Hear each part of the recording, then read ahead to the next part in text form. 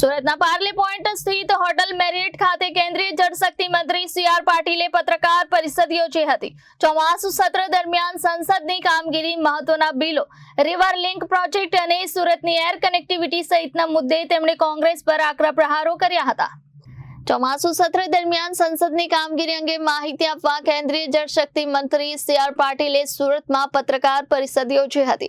પાટીલે આક્ષેપ કર્યો કે કોંગ્રેસે મહત્વના મુદ્દાઓ પર ચર્ચા કરવાને બદલે હોબાળો કરી સમગ્ર સત્ર ખોળવી નાખ્યું। પેપર લીકના મુદ્દે કડક કાયદા અંગે સરકાર ચર્ચા કરવા તૈયાર હોવા છતાં કોંગ્રેસે સહકાર ન આપ્યો હોવાનો પણ તેમણે આક્ષેપ કર્યો। વંદે માતરમના અપમાન બદલ 3 વર્ષની સજાના જોગવાઈ કરતું બિલ લાવવાનો પ્રયાસ કરવામાં આવ્યો હતો, પરંતુ કોંગ્રેસે તેના પર ચર્ચા નહીં કરી હોવાનો પાટીલે દાવો કર્યો। એફસીઆરએ બિલ સહિત મહત્વના બિલો અંગે પણ ચર્ચા કરવાને બદલે વિપક્ષે હોબાળો કર્યો હોવાનો તેમણે આરોપ લગાવ્યો। પાટીલે કહ્યું કે સરકાર પાસે દરેક પ્રશ્નનો જવાબ છે, પરંતુ વિપક્ષ પાસે કોઈ પ્રશ્ન નથી, તેથી સતત હોબાળો કરવામાં આવે છે। તેમણે કોંગ્રેસને તંદુરસ્ત ચર્ચા કરવા અને જવાબ માંગવા અપીલ કરી। રિવર લિંક યોજનાને લઈને પણ પાટીલે કોંગ્રેસ પર લોકોને ગેરમાર્ગે દોરવાનો આરોપ લગાવ્યો। તેમના જણાવ્યા મુજબ વિવિધ પ્રોજેક્ટથી લાખો હેક્ટર જમીનને સિંચાઈ અને કરોડો લોકોને પાણીનો લાભ મળી શકે છે। જોકે પર્યાવરણ અને વૈજ્ઞાનિક અસરોનો અભ્યાસ કર્યા બાદ જ પ્રોજેક્ટ અંગે નિર્ણય લેવામાં આવે છે। પાર નર્મદા લિંક પ્રોજેક્ટ અંગે પણ તેમણે સ્પષ્ટતા કરી કે કોંગ્રેસના વિરોધ અને ગેરસમજને કારણે હાલ પ્રોજેક્ટ મુલતવી રાખવામાં આવ્યો છે। સુરત એરપોર્ટને આંતરરાષ્ટ્રીય દરજ્જો મળવો મોટી સિદ્ધિ ગણાવતા પાટીલે જણાવ્યું કે એર કનેક્ટિવિટી વધારવા માટે સતત પ્રયાસો થઈ રહ્યા છે। તેમના જણાવ્યા મુજબ વડાપ્રધાન નરેન્દ્ર મોદીની મુલાકાત બાદ સુરતથી 54 ફ્લાઇટ શરૂ થઈ હતી। હાલ દુબઈ માટે 2 ફ્લાઇટ શરૂ થઈ છે અને અન્ય આંતરરાષ્ટ્રીય શહેરો સાથે કનેક્ટિવિટી વધારવાના પ્રયાસો ચાલુ છે। મહિલાઓને અધિકાર અપાવતા બિલ અંગે પાટીલે કહ્યું કે જરૂરી બિલ આગામી સમયમાં ફરી લાવવામાં આવશે અને પસાર પણ કરવામાં આવશે। સીમાંકન બાદ લોકસભાની બેઠકોમાં વધારો થવાની સંભાવનાનો ઉલ્લેખ કરતા તેમણે મહિલા અનામત અને સીમાંકનને લઈને પણ સરકાર આગળ વધશે તેવી આશા વ્યક્ત કરી હતી। દર વખતે આપણે મળતા હોઈએ છીએ, રોજરોજના સમાચારો, રોજરોજના બનાવો તો તમને એમાં જાણ થતી જ હોય છે, પરંતુ આપણી સાથે કેટલીક વાતો શેર કરવી, આપણી પાસેથી કેટલીક વાતો જાણવી, એના માટે વર્ષોથી માનનીય પ્રધાનમંત્રી શ્રી નરેન્દ્ર મોદી સાહેબના નિર્દેશથી દરેક સંસદ સભ્ય પોતપોતાના વિસ્તારની અંદર આવી પ્રેસ કરતા હોય છે।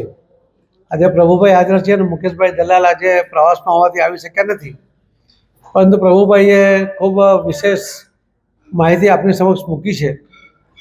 પેપર લીકનો મુદ્દો અને એની જે માંગણી હતી કે આવો પેપર લીક ફરી ન થાય એના માટેના કડક કાયદાની ચર્ચા કરવા માટે પણ કોંગ્રેસે સપોર્ટ નથી કર્યો અને કોંગ્રેસ સપોર્ટિવ રાજ્યની અંદર પણ જ્યારે પેપર લીક થયું તો એના વિશે એક શબ્દ પણ કોંગ્રેસ તરફથી બોલવામાં આવ્યો નથી। જે બીજી પણ વાત કરી વંદે માતરમની, તો વંદે માતરમના જો અપમાન થાય તો એને 3 વર્ષ સુધીની સજા થઈ શકે એ પ્રકારની જોગવાઈ કરતો બિલ પણ જ્યારે લોકસભામાં ચર્ચા માટે લાવ્યા, રાજ્યસભામાં ચર્ચા માટે લાવ્યા, તો ત્યાં પણ એમણે ભાગ નહીં લીધો। આજે બિલ પસાર થયા પછી આપણે જોયું હશે કે 15મી ઓગસ્ટના દિવસે કોંગ્રેસ કાર્યાલય દિલ્હીની અંદર જ્યારે વંદે માતરમનું ગાન ચાલતું હતું અને પૂરેપૂરું ગાન એ જે ગીત છે આખું વગાડવાનું હતું, એના બદલે વચ્ચેથી રોકવાનો પ્રયત્ન થયો અને આખા દેશે જોયો છે કે જે વ્યક્તિને આ દેશની અંદર આટલા બધા મહત્ત્વના સ્થાન ઉપર પોતે આ દેશના લોકોના સહયોગથી જ્યારે બેઠા છે ત્યારે એમણે આપણા જ દેશનો આ રાષ્ટ્રગીતને, જે રાષ્ટ્રગાનને એમણે અટકાવવાનો પ્રયત્ન કર્યો છે, એ પણ આખા દેશે જોયો છે। હું આપ સૌને પણ કહેવા માગું છું કે એફસીઆરને બિલને કારણે આપણા દેશની અંદર અમુક વિદેશી તાકાત એ જે નુકસાન કરવાનો પ્રયત્ન કરે છે, એવો ફંડ મોકલીને આપણા દેશની આંતરિક વ્યવસ્થા ખોરવાઈ જાય એવો જો પ્રયત્ન કરતા હોય છે, એમને રોકવા માટે એફસીઆરએનું જ્યારે બિલ આવ્યું ત્યારે એની પર ચર્ચા કરવાને બદલે હોબાળો કર્યો અને એટલા જ માટે એને જેપીસીમાં મોકલવામાં આવ્યું। જોઈન્ટ પાર્લામેન્ટરી કમિટી એ રાજ્યસભા અને લોકસભાના સભ્યો દ્વારા બનેલી કમિટી હોય છે, એ મિની પાર્લામેન્ટ કહેવાય છે। ને એની અંદર બધા જ પ્રકારના ચર્ચાઓને સ્થાન હોય છે. એ બધાનો અભિપ્રાય પછી એ જે અભિપ્રાય લઈને એ જ્યારે પછી રિપોર્ટ એ પાછો લોકસભામાં આવે છે, રાજ્યસભામાં આવે છે ને ત્યાં એની પર ફરી ચર્ચા થાય છે.